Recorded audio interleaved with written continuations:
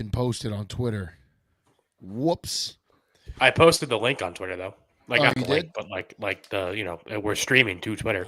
I am going to retweet that, but we are live currently. We were not able to get a show going Sunday morning. We apologize for that. My fault.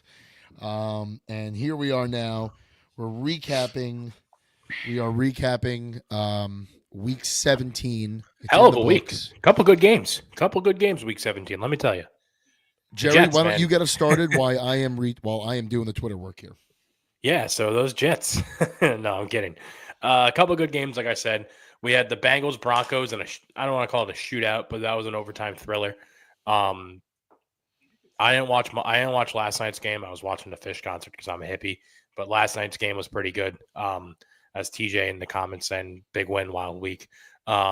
And then, of course, we had the Sunday night game, which I thought was a tremendous game, despite it being a ref show in the first half with the Commanders and Falcons. That came down to the wire, and I thought we saw a masterclass, a quarterback in between both of them. Penix Jr. looked phenomenal, and Jaden Daniels stings. But hats off to Michael Penix Jr. there for that game-tying drive where he just drove down the field. I thought for sure something was going to happen. The Falcons were going to falcon, and they ended up falconing because they were short on the field goal. But yeah, great week of football. I think so, at least. Saturday was but Sunday was a good day. Facino, you want to carry us over here? Because I got a couple. I got some bones to pick, but I got to look. Thank you for Dan Campbell for starting his players. That was important. I hope that honestly, I hope a lot of people get benched next week. But this is what you're kind of seeing with these last 2 weeks is the league is now expanded an extra week. And if they go to another game and play an 18-game schedule, well, now you're going to have more of this, a team locks up a position, a team locks up first or locks up a wild card or is nowhere to move. And you might see 2 weeks of guys getting, rested. Nobody wants to get hurt, and that's what happens. Look at the Chiefs, dude. The starters on the Chiefs have like almost a month off. If you really do, it's like 22 days off of football, like game wise. Yeah.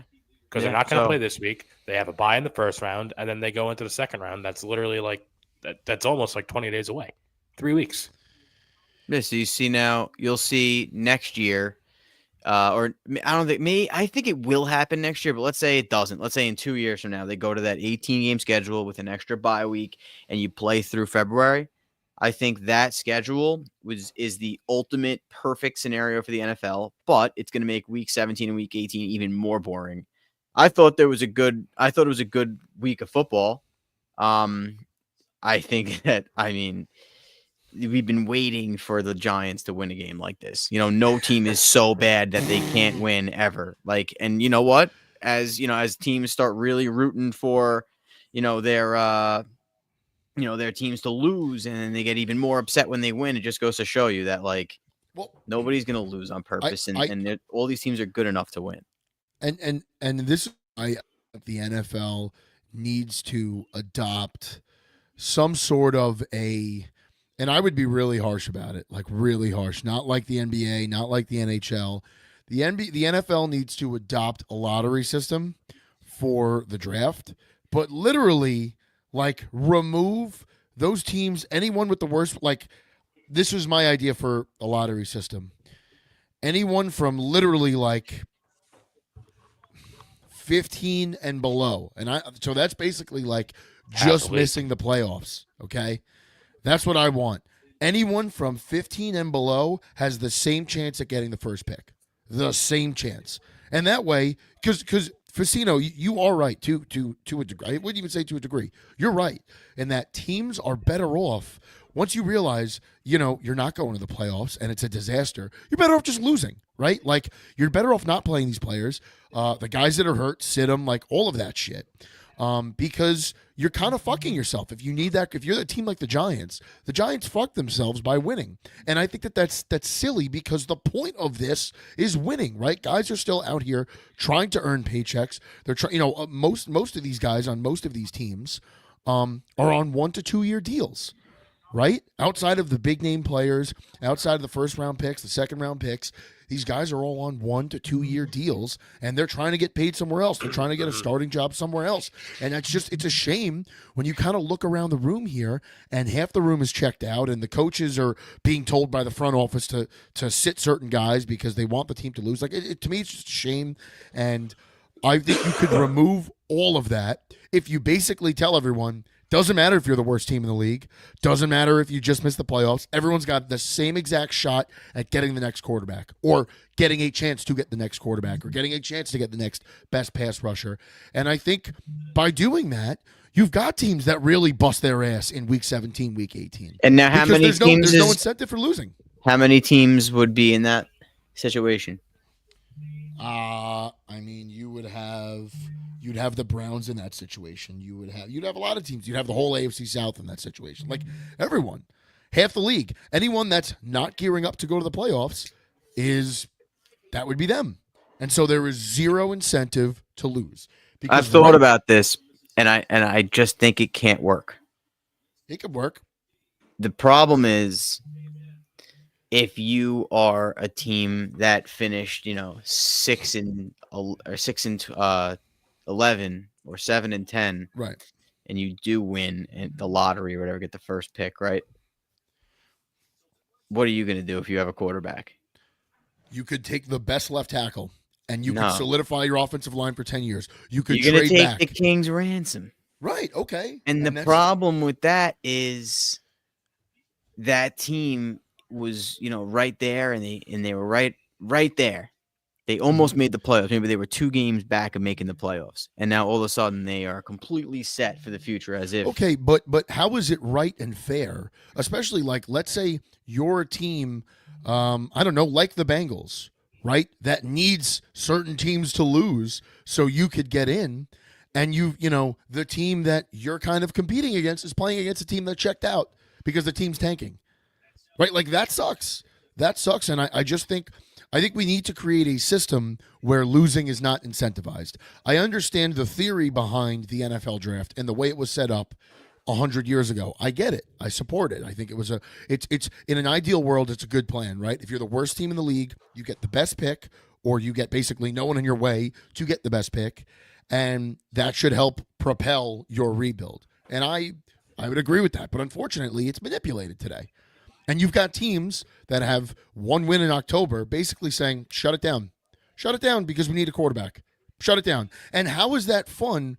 At the end of the day, like, you're still watching football to be entertained. How is this improving the product when on Sunday night we've got to watch 2 teams that are totally out of it? Or Sunday at 4:25, we've got to watch 2 teams that don't give a shit. Or on Monday night, because it's impossible to flex these Monday night games, apparently, we've got to watch 2 garbage teams because one team's tanking. We got to watch a garbage game because someone's looking at Shedeur Sanders or Cam Ward. I think it's a shame. I think it's a fucking shame.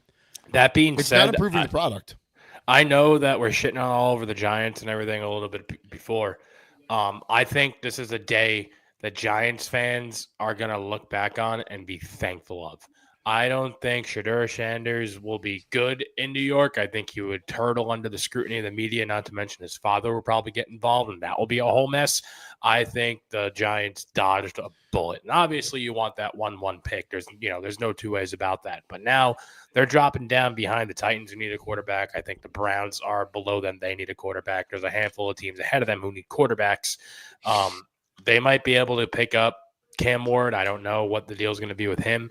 But I think that this is low-key a blessing in disguise for Giants fans. As I saw, I don't know if it was a joke or not, but I saw a projection. They might end up with Ashton Genty, which would be, I don't know, kind of a moot point. Personally, I think the Giants should just kind of punt the ball here and pick up a lineman because that's what they really need. But I don't know. We should see. Quarterbacks continue to be overvalued, especially in kind of a trash class. Oh, my God, yeah. If we could get in a little of what we saw this week. First of all, thank you for nothing, Green Bay. The Detroit Lions needed the Vikings to lose this week for week 18 to essentially be meaningless if they had won last night like they did. And the Packers came out and put up a stinker. it really wasn't I guess it was competitive toward the end, but I don't know about you guys. I never were either one of you able to watch that game? Vikings Packers? No. Couldn't watch it. At no point did I ever feel like the Packers ever really had a chance at winning. I mean, towards the end of the game, but they were running out of time. They were running it exactly. Yeah. So, and like the Vikings always had that game in hand. So, you know, the score tells a different story, but I don't think the game was as close as the score would tell you it was. The crazy thing too is hats off to the Packers on this. They shut the hell down of Justin Jefferson. I think Justin Jefferson might have had he had under 5 catches, I think. He didn't have a good week, and that's just a kudos to the Green Bay defense. But on the flip side, Josh it just goes to show you though that Jefferson had 8 catches for 92 yards. Well, I'll go fuck myself. Okay. Whatever. That being said, Sam Darnold really That's a bad game for him. Yeah, that's true. But I felt as if, because of the defensive press on him, Sam really dished the rock around. So the Vikings kind of have a lot of weapons there. They might not be, I feel like you won't see them until you won't see them till the second round, right? You wouldn't see them in the first round, I don't think. We wouldn't see them. I mean, it really doesn't even matter how next week ends up, because no matter what, one of us is the 1, one of us is the 5, whoever wins, which is a shame. That's a crazy drop off. I can't believe that. You're going to have a 14-win wild card team, which is absurd. But listen, it's 2 teams that play their ass off all year. Like this is what it is, right? And truly, the Lions and the Vikings, like if one of you is that good, you're going to win that game. And you're going to have home field throughout. And one of those 2 teams should be in the Super Bowl. If anyone other than one of those 2 teams is in the Super Bowl, both teams should be ashamed of themselves, truly, in my opinion. And so where I'm going, absolutely. Yeah, where I'm going with this, nationally, I think because of the injuries and if you watch last night's Monday night game, that Lions defense is there's bare. I mean, the cupboard's bare. There's really nothing there left. But they did find a way. They obviously found a way to win. They found a way to execute. Kirby Joseph, one of the most underrated free safeties in this league right now. 9 interceptions. Picked off Brock Purdy twice. Really should have had 3 picks yesterday. Were you guys able to catch any of that Monday night game? No, I wasn't watching it. I thought you guys were going to lose because I looked at the score in the first half, and then I looked at the score at 11 o'clock towards the end of the game. Holy shit, they came back. You guys are getting whopped for a hot second, though. I was nervous. Not nervous, but oh, okay. That's going to kind of really hurt them. Well, it was always a 1-score game for the most part. Maybe there was a 10-point lead that they had. But everyone nationally, I think, is counting out Detroit. Everyone's on Minnesota, and I get it, right? Because Minnesota. No, you guys had the Vikings numbers. I wouldn't. I'm not that I wouldn't worry, but I would take you guys over Minnesota any day of the week. This idea that like which one is it, right? Because when we beat Minnesota in week 6 or something, all we had heard from Minnesota fans was, "Oh, you beat a backup quarterback." But the way Sam Darnold's being spoken about today, and quite honestly, the way he looks like a starter right now. They were calling Sam the backup? Yeah. Oh, Vikings that's fans were telling us, "Oh, you beat a backup quarterback." Well, which one is he? Is he a backup or he's a starter? Because right now he looks like a starter. Now, I'll attribute a lot of this success. I'm not going to buy into, and maybe I'm going to eat these words next week. And if that's the case, I'll go fuck myself. But I put a lot more on Kevin O'Connell than I do on Sam Darnold. Sam Darnold has done some really, really nice and impressive things, but Kevin O'Connell's done this before. I mean, just last year, he had the Vikings in the race for the NFC North up until week 16, until Christmas Eve. Yeah, it might have been week 17, week 18, week 17, week 16, whatever it was. Kevin O'Connell, you talk Jerry to take your phrase, making chicken salad out of chicken shit. That's all he does in Minnesota. Because if we remember at the beginning of the year, there was very low expectations for this Minnesota team. Once J.J. McCarthy tore his ACL or whatever, once he tore up his knee, very low expectations. And I don't necessarily buy into Sam Darnold. I think whoever pays Sam Darnold is going to make a huge mistake. But I think if you're the Minnesota Vikings organization, whatever you're paying Kevin O'Connell is not enough. It's just not. That guy's fantastic. And Brian Flores is a fantastic D coordinator, but my hat's off to Kevin O'Connell for keeping this thing together, winning 14 games in a year you were expected to probably win 8. Yeah, but you saw that, like, that's not news. Who would have thought they would have been as good as they were with Kirk at the realm, you know? Like, I feel like Kevin O'Connell being a good coach is not. That they've won 14 games. Like, that's incredible. Dude, they That's were an almost unbelievable. Weren't they regular almost season. undefeated the year they lost to the Giants? I know everyone was calling them frauds up and down, but they were almost undefeated. They won 13 games, but they had a negative point differential. So they were the games that they That's lost. even they got- more impressive. Why That's is that not mic so impressive. high? If you're winning games by under 3 points, and the games you lose you're getting blown out, that tells you that you're not a very good team. Yeah. Point They were differential. just turnover playing elite differential matters. situational football. Yeah. This year, I think Sam Darnold's playing. When you have a system, you want a quarterback to excel in it. I think Darnold's playing at an elite level right now, and there's no reason to move on from him because he's 27. If he was like a 33-year-old, 34-year-old, Geno Smith type of quarterback, you probably move on. Money's going to play an option into this, though. Money's going to be a thing. I don't think he'll want. I think he sees the situation that he's in right now, and I think Baker Mayfield 3 years, $100 million. Mhm. So what if Sam Darnold takes 4 years, 130? It's not, or what if he took 40 a year with an opt out after the third year, they can. Build. They have a lot of cap space already. They would lower the cap hit and not have to franchise him. And the biggest thing is you could trade JJ McCarthy. I mean, at the end of the day, you draft a quarterback to find one, and if you found one, then you trade the one that you aren't sure of, and you get a pick. Now, if that pick becomes a defensive end, an edge rusher is worth, if you were going to go grab, let's say, a free agent edge rusher because you paid your quarterback or because you have the rookie quarterback, that edge rusher might cost you 25 on the cap. So if you're able to take the McCarthy pick and, make that an edge rusher in the first round, like a Nick Scorton or somebody that's showing out right now, those guys are as valuable, and you could get some value out of the quarterback that you drafted. I think the only issue with that is if you're an owner, I mean, at the end of the day, you don't get fired for spending money. You get fired for losing games, and that's just a fact, right? Like this is the NFL. Yeah. It is collectively bargained that you have to spend 91% of your cap every 4 years.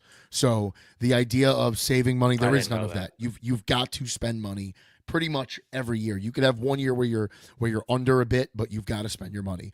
So at the end of the day, the owner's not going to care, but it does create some uncertainty if you are the owner, because why did we use that number 1 pick on this guy? If you're so ready to move on, why did we use that number 1 pick? We could have taken a left tackle to improve the line. We could have taken a pass rusher, like you just said. We could have taken another wide receiver to create some leverage the next time Justin Jefferson wants to hold out or when it's time for his next contract. So I just think you're saying why about the JJ McCarthy actual pick itself? No, I think if you're the Vikings and you extend Sam Darnold for anything more than 2 years, I think at the end of the day, if you're winning, you're never going to have an egg on your face. But you're in a division where the Packers will forever be relevant, right? We know that, right? Death taxes and the Packers being relevant in December going to the playoffs. You're playing in a division with a powerhouse in Detroit right now. Whether Ben Johnson stays or leaves, that's a powerhouse that they've got. That's going to be the measuring stick. So 2 years from now, if you're not really sure about what you're doing at quarterback, like you drafted JJ, and I believe in what Tom Brady said in having a QB sit for a year or 2 years. I think that's beneficial. But you drafted a guy in the first round. You drafted him really high. If you're now going to pay Sam Darnold and JJ's sitting there for 2 years, 3 years, 4 years, how do you know what you have in JJ? And now if you're going to extend Sam Darnold, Sam's only done this for 1 year. So now you're going to trade JJ? What if Sam turns back into a pumpkin? Yeah. Now what do you do? Like You you have had to an take the, answer. you have to take the chance. I think taking the chance was drafting JJ McCarthy. and developing him. That was the chance. Sam Darnold helped you make chicken salad out of chicken shit. I think anything more than a 2-year extension and this regime is getting fined in the next 4 years. Because at the end of the day, if you botch that, you're gone. There's no coming back from that. Unless you're winning the division every year. You don't have the guy that you know can win you 14 games is Sam Darnold. The guy that you hope can win you 14 games is J.J. McCarthy. The guy that just won a national championship at Michigan. That's why you took him. I don't know if you know that, though. You hope I don't know if you know they, Sam Darnold can do that again. And that's But just me being burned by Sam in the past. And how are we going to look at Sam Darnold if he goes into Ford Field and shits his pants? And it's happened this year before. I can't speak for what the exact game it was, but Sam has had a couple of games where you have to I guess that's the end of assume- Darnold. I guess that's you have to assume that he We, won't. we have to see this play out, I think, is really Yeah, where we're it'll getting play at. out exactly. But if they end up at the championship game, Sam Darnold's the Vikings quarterback for the next 4 years. He was always had a ceiling this high.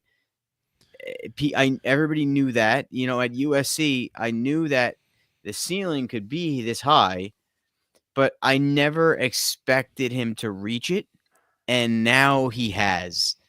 And I don't want to go back and say, oh, he's going to revert, because I always felt like he could get to that point. But when he was at USC, and my sister went to USC, I've always been like a USC supporter and follower. I never thought, he was close to starting for the Jets. He was not very good in the pocket, and he would make poor decisions when he was under duress. And that was the case for 3-4 years. It wasn't until he sat behind Shanahan and learned how to really play quarterback, and then went to a real serious offensive scheme with a guy that was looking to win. It wasn't until those things happened, for him to, become the quarterback that he could be. So I think if he's reached the ceiling that everybody thought he could reach 6 years ago, I think there's less of a reason for me to say, oh, he's going to revert. Honestly, I feel like I would just pay him. If he stays in I think the biggest, I feel like, I don't want to call it an argument, but the biggest point being made this year is that coaching matters. You look at Sam on the Jets, and then you look at Sam now. What was the difference? I don't remember who was coaching him. Todd Adam Bowles Gase. and then Adam Gase, right? And he might not even have had Tom. Did he have Todd Bowles, Facino? Yes. He He did, had right? Todd Bowles for one season. And they Yeah, they really shouldn't have fired Todd Bowles. They should have allowed Todd Bowles to pick one more offensive coordinator. But the Jets, they do. It seems like the Jets always make moves at the wrong time, whether that's a year too early or a year too late. I thought for the Bowles firing, it was a little too early. For, Solid, it was a year too late. For Gase, it was a year too late. For Gase never should have been hired. I mean, that's never should have been hired. We could say that about a lot of guys. I think Robert Salah, there was a chance taken, and listen, I supported it. Like, I wanted Salah in Detroit. Is what it is. So, that's kind of hindsight. Gase, I think we saw Gase. I mean, you guys saw him. He was in your division. You knew what a disaster he was. He was literally the worst. Worst. But you look at him, you look at Sam, you look at Baker. There's a handful of examples this year showing you how much coaching truly does make a difference for a quarterback like that, allowing them to excel. I don't love the comparison to, and you're not the only one, Jerry. Everyone's making the comparison to Baker. That's why I'm saying it. I don't love the comparison to Baker because Baker had been a stud. Like, he was a stud in college. Like, Sam Darnold had one good year at USC. Would you agree with that, Facino? He had a decent one year. good year. He had one good year, right? I think he had great games. He had some great games. Okay, so Yeah. that's an even better way of putting it. He had some great games at USC, but he never really put a college career together. Baker was a stud. Like, Yeah, the he whole was. nation was talking about Baker Mayfield for 2 seasons, for 2 college football seasons. The whole world was talking about Baker. And you know what? Like, let's not forget that Baker went to Cleveland and Big personality. what? Baker had a gigantic personality. Baker had a big personality, but like, Baker went to the Cleveland Browns and resurrected that franchise. I don't care what Yes, he anyone did. says. That's No, what happened. you were right. They had Yep. not made the playoffs since what? The 90s, 94, since Belichick was there. Baker comes in and he wins a playoff game, and he does it on a bum shoulder. And then that franchise thinks they need an adult in the room, and they trade for a guy with 22 sexual assault allegations against him. Right? Whether any of those are valid or not, it's still it's a talking point at the very least. And you brought that guy in, and you kicked Baker to the curb. So for me, Baker's case was really just a disaster of a franchise, like not even ruining him, just kicking him to the curb, where he was a backup for whatever, the second half of a season. And then he figured it, or whatever, he was a backup for, played a little in Carolina and then got released and went to L.A., right, where he played with McVay a couple of games, and then he went over to Tampa. I don't like that comparison. Like, Sam Darnold never showed us anything in his career until this point. Until this point, Sam Darnold showed us nothing in the NFL. Baker had won a lot of games. Baker had resurrected a disaster of franchise. So I don't like that comparison, but I don't fault you for it, Jerry, because it's constantly being I'm used. just literally saying what I see on Twitter. Yeah, It's no. the same graphic all over the place. Yeah, I think when Baker Mayfield, when Sam Darnold was coming out, everybody was just like, "Oh, suck for Sam, he's the best," and then he didn't have a good year. But then everyone really isn't. A lot of people don't watch college football, and when you're scouting a quarterback, you have to watch the entire season play out. So this year, for example, Aaron Rodgers, whether he was good or bad, I felt like the Jets really wanted they were going to get a quarterback this year. So I watched the entire season unfold, and as you watch the season unfold, obviously Cam Ward's the best quarterback. Shedeur Sanders is up there. Jackson Dart is up there. Those are the three guys that really looked like they can be quarterbacks. Last year, Michael Penix was the guy. Caleb Williams was the flashy guy, not the team leader and quarterback that you want to lead your team that Michael Penix was. And then you had Jaden Daniels that was just throwing up balls and running around, and it was like, this guy could be something. With Darnold and Mayfield, if you put a gun to my head and said, who are the Browns taking number 1 overall, I would have told you Baker Mayfield was going to be the pick, and I would have told you that probably a month before that pick happened, and everybody had mocked Darnold there, but I didn't see it from watching the season unfold with Darnold when he was throwing interceptions and fumbling. You can't draft that player number 1 overall. And now he is, because of the player he was currently, the ceiling was obviously elite. Now he's hitting that ceiling. I'm paying him. I just wish it worked out for the Jets, but the Jets gave him, Brandon Shell was his best lineman. Like, do you remember that line, man? Like, that was one of the worst lines, and Gase sucked, but he had to throw the screens because there was no way that they were going to block for him. Now he goes to Minnesota. He's got a left. Darrisaw was elite. Darrisaw got hurt. They just trade for Cam Robinson. They have a good center, good guard. They have Aaron Jones as an elite running back. I think he has great vision, and he always gains enough yards for you to have an option to run or pass on second down. They have everything they need with Sam Darnold, and he's in a perfect spot. Just keep it going. Don't change it because you drafted a guy. I've seen that blow up before. I think Sam Darnold, the most advantageous thing for Sam Darnold would be to find a way to stay in Minnesota. And I just don't know where else. Where's he going to go? The Giants? He can go to San Francisco. I guarantee he can you go to the Giants. He can go to the Jets. Yep. He can go to a lot of places. He could go to a lot of places. So, I think the door is wide open for Sam, but I think the most advantageous thing Sam can do is stay with Kevin O'Connell. Now, And let that me ask means- you this. Yeah. And I feel like these are two quarterbacks who are in very similar situations as far as their future goes. Who are you signing if you're one of those teams we just listed off, Kirk Cousins or Sam Darnold? Well, Kirk Cousins is under contract for the next 3 years in Atlanta. They're cutting him. They're cutting He's him gonna on get March cut. 26th. They made that very clear, or whatever it is. That's a lot of money they got to It was eat. Michael Penix season. Yeah. I think he's going to be a fucking disaster. I Who, think Cousins? Michael Penix. Penix, dude, did you no. not watch Sunday night's game? I watched a You little bit. walked away from walked our away early. podcast for a second, but we just talked I was about. fucking gassing We him just up, dude. talked about it. Yeah, When you I thought he watch, looked great. dude, Okay, keep watching. he missed a few throws, and that's fine because everybody misses a few throws. I think maybe Goff doesn't miss a few throws, but Remember Goff that one is, game he threw you know. fucking Right. yeah, one game. But Yeah, the one game where he threw 5 picks. But Penix is fine. My problem with Michael Penix is the same problem I had with him in college. He's got a cannon for an arm. Like, no one's denying that. The arm strength is there.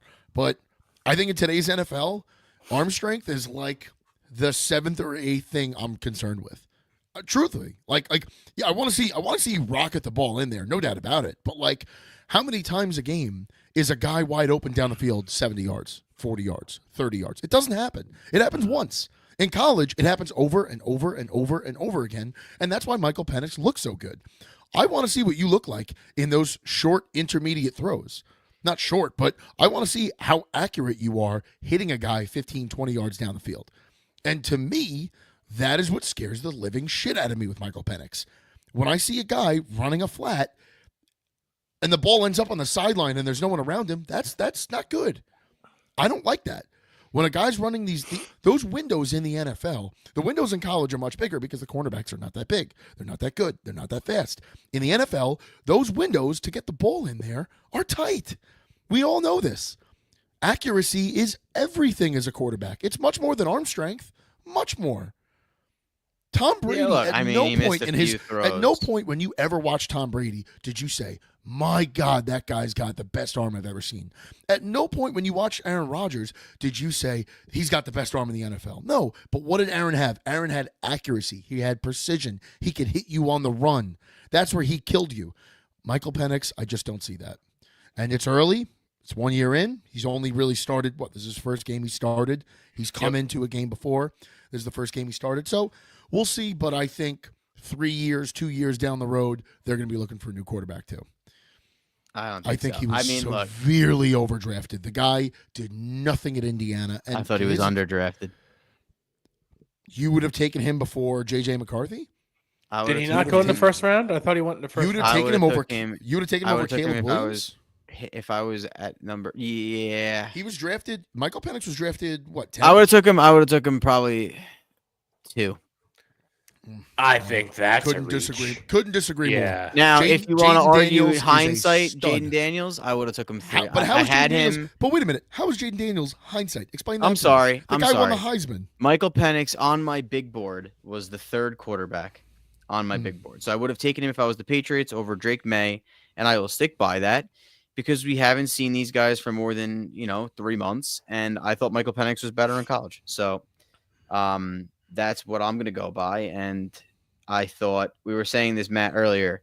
I'm always looking for a quarterback. So like the last 2 years with Rodgers, like I've been watching a lot of these quarterbacks. And when I know the team needs a quarterback, I know I'm repeating this, but you got to start in August. You got to watch them in September, October, November, December. And you have to watch the season unfold and how they progress and how they're able to navigate through the season. What Michael Penix did 2 years ago was one of the most impressive displays of quarterbacking I've ever seen. Every single game, they let up 30 points. Every single game was a one-score game, and they won all of them. Mm-hmm. It's not easy to do that, and you got to be a leader to be able to do that stuff. Now he's a Falcon. In practice, they said he was the better quarterback, and he was lighting it up, and that's the biggest. Obviously, Kirk Cousins didn't have a great last few weeks, but you don't get benched for Michael Penix unless Michael Penix is showing you that you have to bench Kirk Cousins. And I think that's what happened. And I'm excited to watch him in week 18 because I am excited for him. This year, there is none of those guys. Cam Ward was great, but Miami's defense let him down a few times and they didn't make the playoff. Shedeur Sanders can't really beat a ranked opponent. Good quarterbacks. I'm taking them probably 1 and 2, but I don't think that they've shown that they could be the quarterbacks that we saw. You're higher on Michael Penix than you are on Shedeur. Michael Penix is the number 1 pick if he came out this year. Okay. Yeah, I would get behind that, but I think that you could say that about a lot of draft classes. Like, I think Well, unfortunately, JJ McCarthy probably too. we've talked a lot about this. The college game is not preparing these kids at all to play in the NFL. I'm talking about it every show. It is plug and play. It is a transfer portal, and I get it. I mean, these coaches are hired to win national championships. They're not really hired to develop anymore. They are hired to win and sell season tickets and bring in investors and bring in NIL money. So I understand where the coaches are coming from. I understand where the programs are coming from. Michael Penix, we'll see, but I just, like I said, I don't see it at all. I don't see it at all. I think they'll be looking for a new quarterback. That being said, what else did we see this week that stuck out here? Commanders won. They beat the Falcons. They beat Michael Penix. They put themselves in the playoffs first time since 2020. That's big for them. Jaden Daniels has to be the overall consensus for Rookie of the Year offensively. Yeah. I think people are going to make an argument for Brock Bowers, but I think Jaden Daniels has this pretty much in the bag. Yeah. MVP race. It's Lamar, Josh Allen. Dude, Yeah, fucking Joe ridiculous. Burrow, man. Like, I They're not don't gonna want give to it to just sit Joe. here. I know, and I they don't want to won't. sit here and just recycle part of my takes, but it sucks so bad that because his team around him is shit and just fucks everything up for him, that he's not in the conversation because he won them that game 3 times. He's done so. He's having a Hall of Fame year. He's having, I believe he's like on pace, if not tied for Aaron Rodgers' MVP season. There's a handful of stats that I don't remember to regurgitate off the top of my head. He should be in the conversation. What we I feel like need he's to not getting any love. You could talk about him, but Lamar's having a better year. But Lamar shouldn't win it.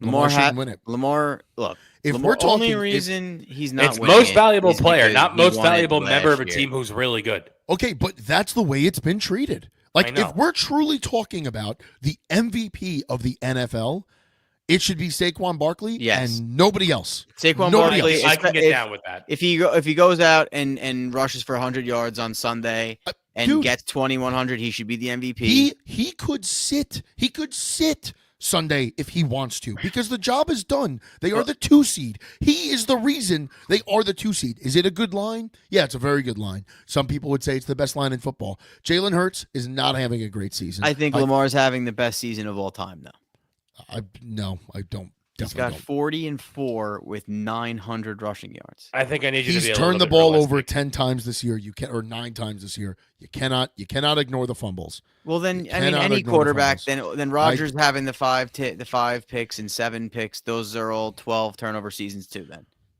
You have to count This- turnovers. this If is the you fumble and the other craziest team gets season. it, if you fumble and the other team gets it, it's as bad as an interception, is it not? Yeah, but look, when Peyton Manning never had a season like this, Aaron Rodgers is the only quarterback that's had a comparable season throwing the football. And if you go to those seasons, he fumbled 4, 5, 6 times.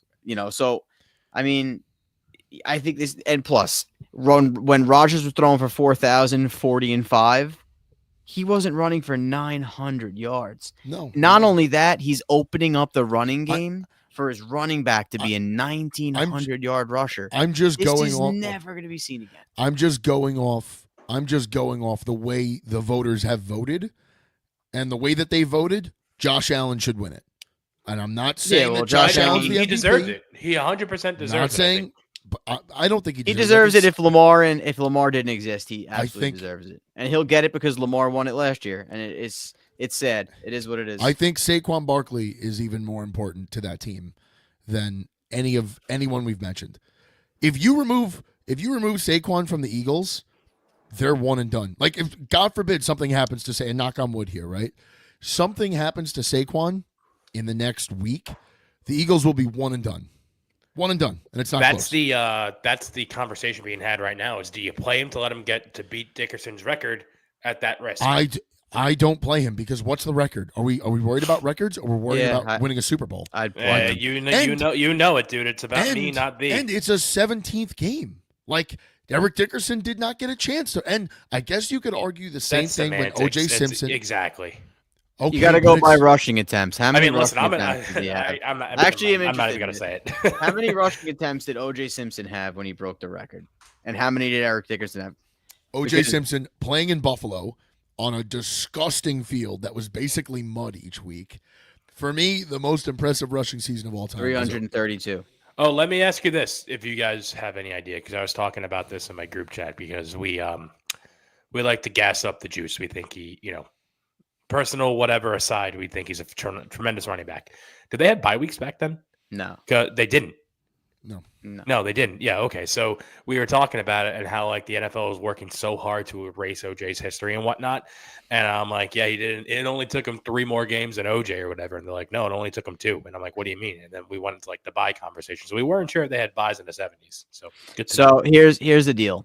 Eric Dickerson, yes, he has 100 yards more than Saquon. However, Eric Dickerson had 379 rushing attempts to Saquon's 345. So if Saquon takes another 20 carries and beats his record, Saquon's records should stand over Eric Dickerson's without an asterisk. Because I'm sorry, No, you had 35 more rushing attempts. If you want to go by games, only because Eric Dickerson's a douchebag about it. He's like, oh, I don't. He wanna is being a prick. Like, He is bro, being a prick. The guy's got 34 less rushing attempts than you. How about you just congratulate him? If he had, if it was 500 attempts and an extra game, I understand. But the guy hasn't even touched the ball as much as you. So what are you complaining about? The 17th game does matter though, because it's one more game. Like, let's just be honest about it. It's one more game. If you're gonna call a spade here, the most impressive of all of those guys, Barry Sanders included, in terms of season production, it's got to go to OJ. Guy did it in 14 games. Did it on a disgusting field. Did it with no bye week. Barry had 2K. Barry had 2K. Barry, Chris Johnson, Adrian Peterson, O.J. Simpson. Now Saquon. Saquon's at 2, right? Mm-hmm. Yeah, Saquon's at 2.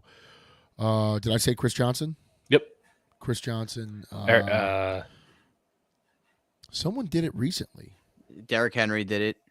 Derrick Henry did it, right? Jamal Lewis did it. Okay. Jamal Lewis. It's 9 of them. Jamal Lewis, Derrick Henry, OJ. What's it called? Saquon. Chris Johnson, Derrick Henry. That's 6. Barry Sanders, 7. Do you have Adrian Peterson? Adrian Peterson did it off ACL surgery like 7 months prior, which is that's probably the most impressive. If we're actually talking about impressive, that guy shredded his knees, got the surgery, then went to a bar in Texas, got into a fight and a foot pursuit with a cop where he was tackled, and then proceeded to play week 1. It's one other guy, Terrell Davis. I totally forget about Terrell Davis. Well, yeah. Very short career. I want to wrap things up here. You want to just talk playoff picture real quick, since there are still implications on the board for this week. Also, because first of of the all, implication. real quick, first of all, the NFL playoff picture, like website on the NFL.com, has the Texans logo as that H, the H-Town H or whatever, with the blue and the red, logo. and it is hideous. God damn it, it is hideous. disgusting. I hate it. But looking at the playoff picture, each conference has one spot open. We got the Broncos in the hunt, the Buccaneers in the hunt, the Dolphins and the Bengals on the bubble for the AFC, and the Falcons on the bubble for the NFC. It doesn't tell you what they need to happen, which would The be Broncos really helpful. have to play the Chiefs, and Here I we go, gotta tie breaking. assume the Chiefs are going to bench everyone. You got them, yeah. You have to think. That Actually, there's no reason. no, because the Chiefs are not playing week 1. They're not playing the wild card round, so So it would not shock me if a lot of the Chiefs, at a minimum, play like 3 quarters, 2.5 quarters of this game, because I don't think you want, like, a guy like Kelsey. I think it'd be wise to sit him. There's no reason to play him. He's old. Limit the damage. Mahomes, you want to keep him in a rhythm. You want to keep him through with his routine. It's like a starting pitcher, right? Like those guys have a routine. You don't want to kind of break that, because they could come out that first week of the playoffs and be rusty. So, Yeah, but you got to think though that first week of the playoffs, especially given the pool here, they're gonna play either a Chargers team, a Texans team. Trying to think who else. I'm looking at this. I'm trying to figure out who's playing who. It doesn't tell you. It would be really fucking helpful if it tells you. I have two questions for you without going on tangents. I have two questions for the both of you here in the AFC playoff picture. Both of you, who would you, and I think I know the answer to this, who would you rather see go to the playoffs? Not who will go, who would you rather see? Denver or, we're going to assume Miami's not going, let's say. Yeah. So, Denver or Cincinnati? Yeah, you can tell who the answer will be, at least for me. I can't speak for Facino. Facino, where are you at? I'd rather see the Broncos. You'd rather see the Broncos. Okay. Yeah. So I wouldn't hate it, though. The Broncos do play good football. It needs to be anybody but the fucking Dolphins. If the Dolphins make the playoffs, it's going to be the worst game. I'm right there with you, Facino, and I'll tell you that. So I'd rather see Joe Burrow in a playoff game, if we're being perfectly honest, right? But like what we just said about Joe Burrow and his case for the MVP, like they're gonna go to the playoffs and then what? Right? Like you're gonna go to Baltimore and win? I don't think so. You're gonna go to Buffalo and win, and you could probably keep pace with both of those offenses, but like your defense is garbage. That's what it comes down to. Joe Burrow makes one slight mistake, and that's not even turning the ball over. That's like missing T. Higgins on an out route on third down. And that's the deciding factor in that, so which I guess would make for a good game, but I think a team like Denver can absolutely challenge the Ravens. Would they beat them? They probably won't. But I think that they could go toe-to-toe with the Ravens more so than Cincinnati can. Because Cincinnati's just not a complete team. They're a quarterback. They got some good receivers, and that's really it. I just like watching quarterbacks that everybody loves not win. It's like my new favorite thing. You're an asshole. It's like, oh, you think Joe Burrow good? So wait, so you should never wins a Super Bowl. So then you should love Jared Goff. By that rationale, I love Jared Goff. I hate it because of the Lamar Jackson. Laughed out of your fucking Twitter space, you jerk off. Yeah, when I started talking about Jared Goff. A bunch of Jet fans. I had a bunch of Jet fans telling me what Aaron Aaron Rodgers. They're brutal. What Aaron Rodgers has done this year is more impressive than Jared Goff. With the hate that Lamar Jackson's gotten from fans of the NFL over not winning some playoff games, I want Joe Burrow to never win a Super Bowl. I want Josh Allen to never win a Super Bowl. Let's not act like Lamar's the first guy. Want to see let's not act like Lamar's the first guy. John Elway heard that his entire career, and it took him till his late 30s to win two Super Bowls. Right? Dan Marino never won. Marino. I'm rooting against these guys. I never want to see Matthew Stafford. Matthew Stafford couldn't win anything in Detroit. I would like 1 year in LA. Win every single year. And then have these fucking people talk about how Lamar can never win. Instead of having a realistic conversation about your quarterback, or have a conversation about how hard it is to get there, even when you are the best team. You got to win 4 games in a row, 3 or 4, pretty much 4, because you only have 1 bye now. And you got to beat the teams that are all playing great football, with great coaches, with probably a healthy roster. And you got to win 4 in a row. Guess what? Not easy. Joe Burrow, you may never get back. Sorry, buddy. You might be the best fucking quarterback because you might be the MVP. You're so salty. The Chiefs are so good, though. You'll see him they're again. going to rest their starters and let the Broncos win because fuck you.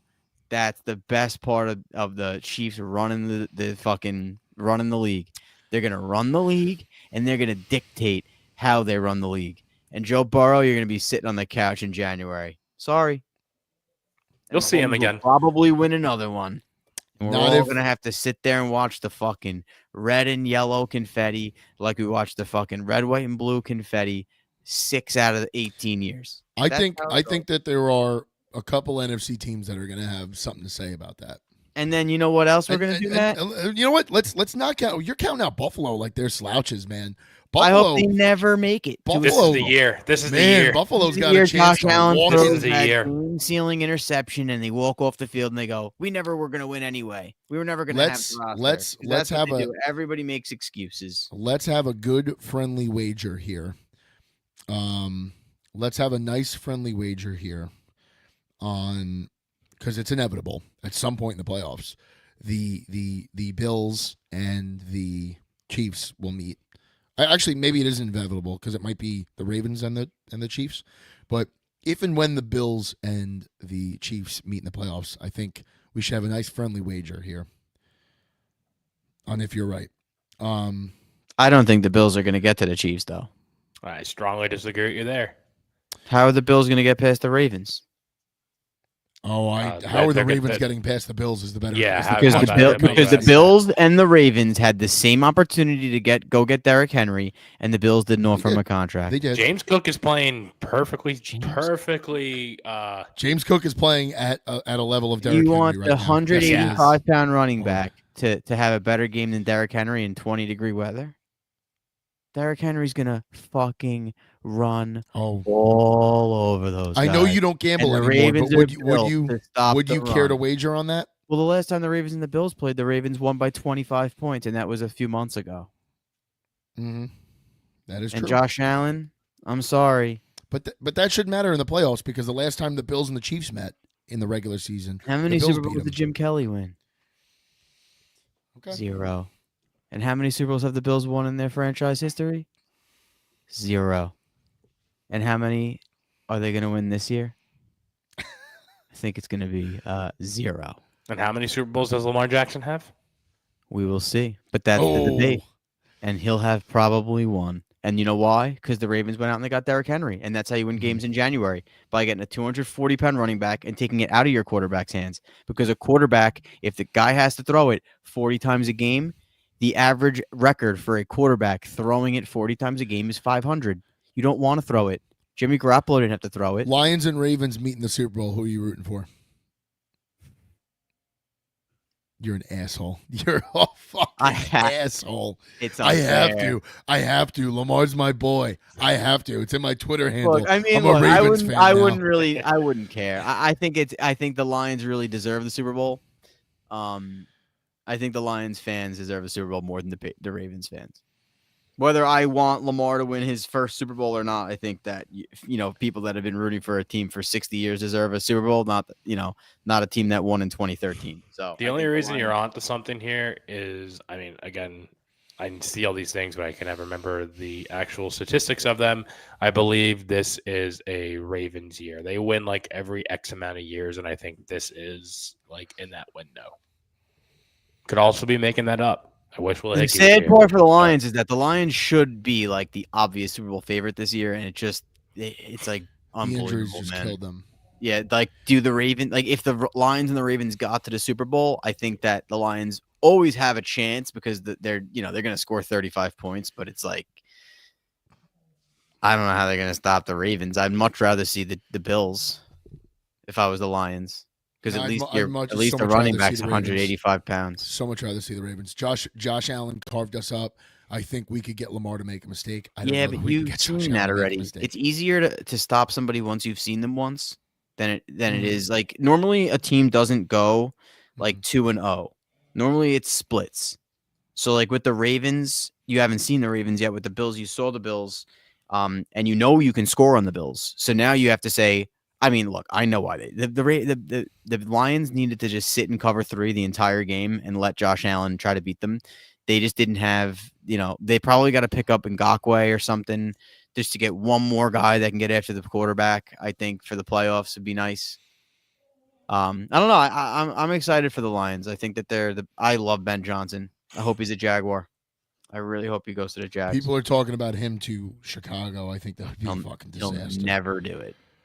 I think he'll that would be never do such a disaster. You get to pick between Trevor Lawrence and Caleb Williams. You can't even. And you get the top 5 pick, and you have the 2 edge rushers, and you have, the ability to basically pick your own GM in Jacksonville. Mhm. I don't think it's even close. And then you have the no state tax.